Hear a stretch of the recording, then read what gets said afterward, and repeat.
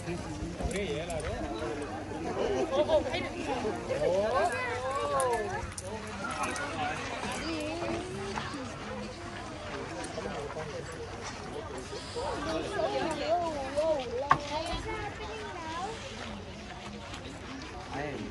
running 15 meters away when he loads in the gunpowder times 1 and I'm gonna run.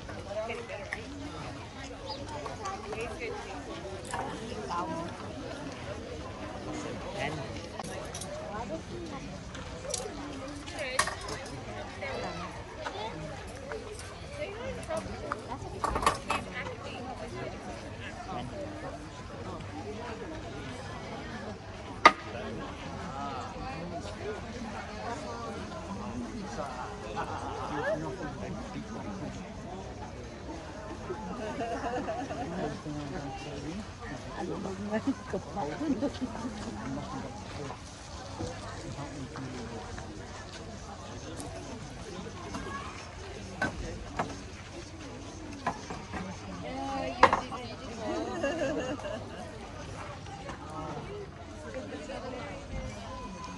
You've got two types of police here, good and bad. Have a guess what kind I am.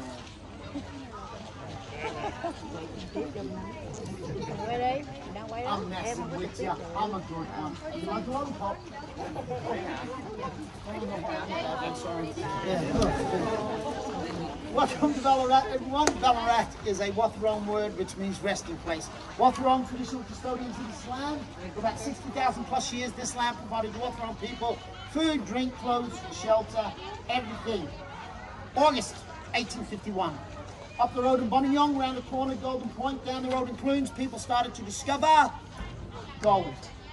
In about 6 months, there are 30,000 people here, all trying to make a fortune. This is no longer a resting place, it's a hive of activity. We need a police force. Why do I say this? Because up until 1851, no such thing as a regional police force. Anything happened in the country, they would send to Geelong and Melbourne, the police would come out, sort out the problem if they could, then go back to where they belong. But now the idea is to grab men from Melbourne, bring them up to Ballarat and station them here permanently. But again, we have a problem. There are no men left in Melbourne. When gold is discovered, people flock here from all over the world. Melbourne, just down the road. So people are coming up here to make their fortune. One day alone, folks, 1852, January.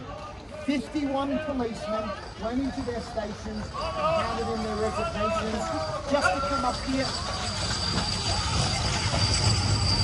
Stop speeding! He won't get up to here. No, it's not fun. He knew I was doing this. All day you've seen him, taking it nice and easy. He knows I'm busy. Speeds up that road just to see how fast he can get there. Now that's how you take horses up a road. That is beautiful. Sorry, where was I? Yes, everyone's left Melbourne to come up here to find gold, so we cannot get any policemen. And like I said, one day alone, 51 policemen resigned just to come up here to find gold. But we do get a police force, and the police force consists of the riffraff of society. Not the good self. Don't I'm something completely different. I'll discuss that later. There's a reason for having the riffraff, folks. Policeman's wage is one of the lowest in the colony. 5 shillings and 9pence a day. See those roads out there? You're laying out those roads, you get more than a policeman. You're working down the mines, you get more than a policeman. Looking after sheep in a field, you probably get more than a policeman. No code of conduct yet, no regulations, no chance for promotion. So no educated people want this job. That is why it's the riffraff who are getting the job. Now this leads to a problem, because you will open up your newspaper, early 1850s, and it is full of articles, full of letters of complaint about the violence in the street in the Ballarat, the drunkenness in the streets in the Ballarat. And all the violence and all the drunkenness in the streets of the Ballarat caused by one group of people and one group of people alone. Do you know who that people is? Say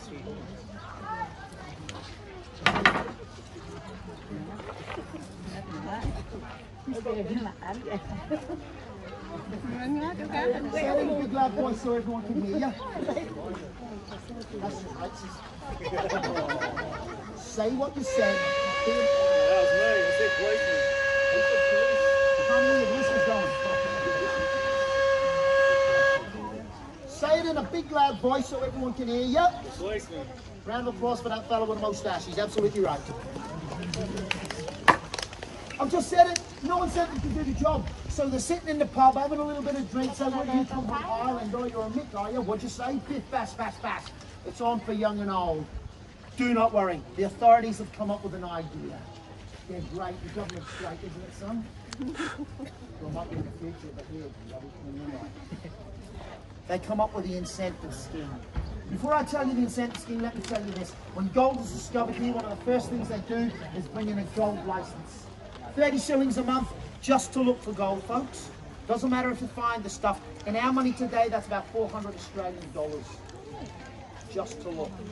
If you do not have a gold license, that is a finable offence. They made it a dry state, which means no alcohol. Children of adults do not have alcohol, they're going to make it themselves. A thing called slide grog is popping up. Illegal alcohol. If you are caught in the possession of, making, selling illegal alcohol, it is a finable offence. Children, no swearing in the streets. He's going, oh, you must be joking. See, he is, right now. It is a finable offence. The reason I tell you this is because the incentive scheme goes like this. Any policeman bringing anyone in on a finable offence gets half of that fine. £5 for swearing, £5 if you do not have your licence, £2.50 in my pocket. That is 10 times my daily rate. £50 for the grog offence. £25 in my pocket, a year's wages. Now you can open up your papers and it is full of articles and letters of complaint about how the police are harassing the poor miners. You just can't win in this place. The police were retiring with pockets full of money. A lot of people say it was because they were corrupt and they were nasty. I'm telling you that is not true. It's because we did our job well. Thank you. 3 kinds of police. Foot police, town police, mounted police. Now, the town police walking up and down the streets there, making sure all the traders have their licenses, no drunks, no violence in the streets. Foot police, down on the diggings, harassing the miners, making sure they all have their licenses. I am something different. I'm a mounted police officer or a trooper. We travel everywhere on horseback. We were brought in because of the riffraff. They were corrupt, they were nasty people. The authorities wanted someone to come in who understood discipline, who understood how to use force without killing people. We are ex-military men. When you joined the army back then, you had to buy all your own stuff, your uniform, your sabres, your guns, whatever. 21 years you are in for. A lot of the men did not like that. They wanted out. They were given a chance. They said, if you want to transfer to the Ballarat Mounted Police, you're more than welcome to. That is what I represent. Blue uniform, double-breasted frock coat, pants with a white stripe, cap with a white band. On the back is a cartouche pouch. In the morning, I send out 18 rounds of ammunition. In the afternoon, I better sign it back in. If I do not have 18 rounds, I need to have a very good excuse where they went. 2.5-inch belt holds accoutrements of the trade. One of the accoutrements is the sabre. It is not a sword. A sword has got 2 blades. A sabre has 1 blade. That is flat. This is made out of the finest Sheffield steel and a shark skin on the handle. When it rains, that is not going to fall out of my hand. This is what we call a slashing weapon. I'm on top of a horse and I can ride you down or I'll come up beside you, cut you to pieces. But I won't do that for 2 very good reasons. 1, if I kill anyone, I can end up going to jail. It is frowned upon. 2, if I'm after you for your money from your fine and you're dead, do I get the money? No. What I'm going to do, see that little knob on the end there? That is called a pummel. I'm going to still ride up beside you and I'm going to crack you on the back of the head. The idea is to get you down onto the ground. These here, sabres, only the mounted officers have them. Foot police, town police do not have a sabre. They have the baton or truncheon. Very light wood, same time very heavy wood. The idea is to get you down onto the ground and they're going to do that by hitting you on the back or the front, leg, arm, the best, back of the head. Boom, you're down. Do we have a volunteer? Just thought I'd ask. Why do we need you on the ground? Because then out come these. You call them handcuffs, we call them shackles or manacles. Nowadays, one size fits all. In my day, there are 4 or 5 pairs on the belt. Small ones for little teeny tiny pickpocket hands, medium-sized ones for the feminine hands, big ones for the big butch hands. They stay open on the belt. Once they are closed, you've just been clapped in irons. Only way to get them off is with the key. You unscrew it. That is how the prison warders got their nicknames, because they're called the screws. Next, we grab you by the scruff of the neck and we drag you down to the Gold Commissioner's encampment. We will shackle you by your wrists, by your ankles, to a tree, to a post, to a log. You'll be out in all sorts of weather, heat waves, snow, rain. We do not provide food, drink, clothes, shelter, nothing. We help the family and friends to provide you with all that. The only thing we give you, my friends, is a bucket. And we do not provide any shelter while you use that bucket. Everyone watches you as they go past. Another accoutrement of the trade is a 58 caliber smoothbore muzzle-loaded pistol. Smoothbore because the barrel inside here is absolutely smooth. Fires out lead shot or musket balls, just like that. It is a mini cannon. Boom, straight out. Rifles have got little grooves cut into the barrel in a cylindrical shape, so when it comes out, the projectile, it spins, it keeps spinning. You get a lot more distance, a lot more accuracy with a rifle. I get about 30 yards with this, 90 yards with the musket.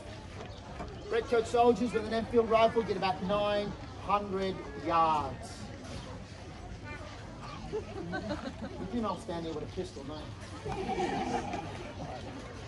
Do you know why she's not worried? Because she knows these aren't very accurate. Don't get me wrong, they're very accurate up to about there. After that,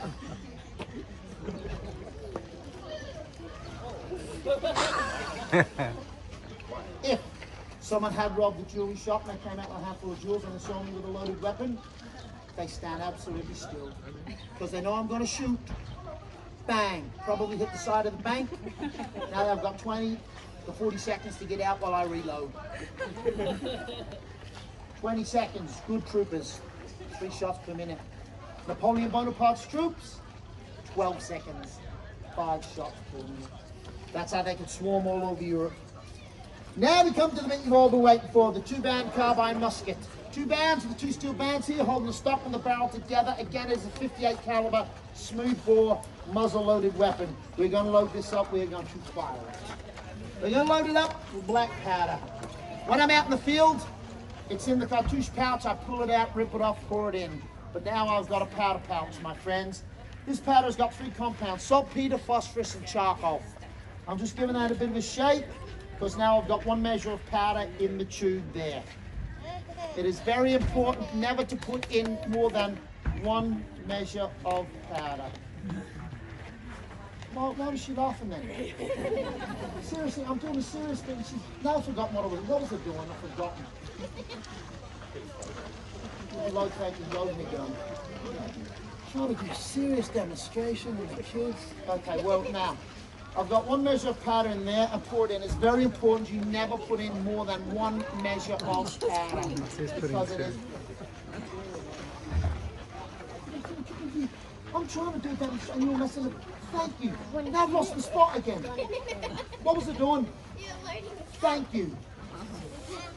Trying to do a decent job here. Now, 1 measure of powder is very, very important. Never ever put in more than 1 measure of powder. It's very, very dangerous.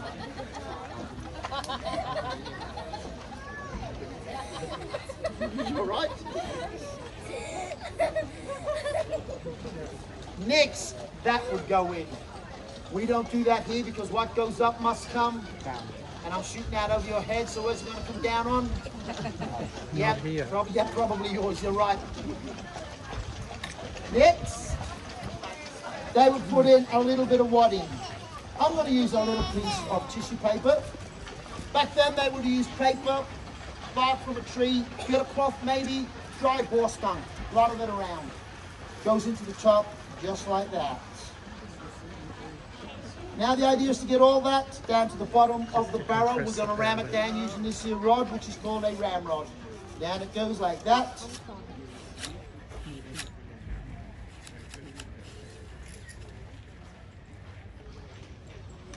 Notice that's attached to the weapon. Reason for that, I'm on top of a horse. That falls and I drop it. I got to stop that horse, get off, look for that. Time, effort is wasted. And if I happen to lose this ramrod, this is no longer a musket, it's just a club. Any volunteers? Just thought I'd ask. That little thing there, that is called a top hat percussion cap. Very tiny thing is going to go on the nipple at the end of the breech. Right there, folks. Stay here. Just like that. Weapon is now ready to be fired. What is going to happen when I arm the weapon? I'm going to pull back the hammer. To fire, I will pull the trigger. Hammer will snap back, hitting the percussion cap, which releases a spark down the tube, ignites a powder. It's going to go boom. Which means you're all going to have to stick your fingers in your ears because it's going to be loud. Now, usually I ask for a volunteer, but as no one's been volunteering, what's the point? However, I notice you have a Rottweiler there. Who likes Rottweilers? No one.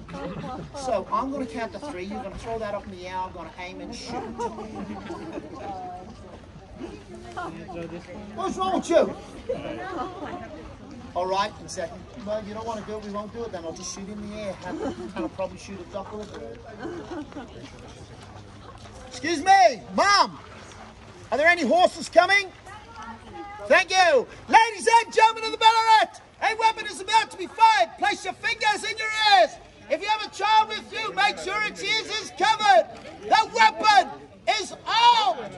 We are firing.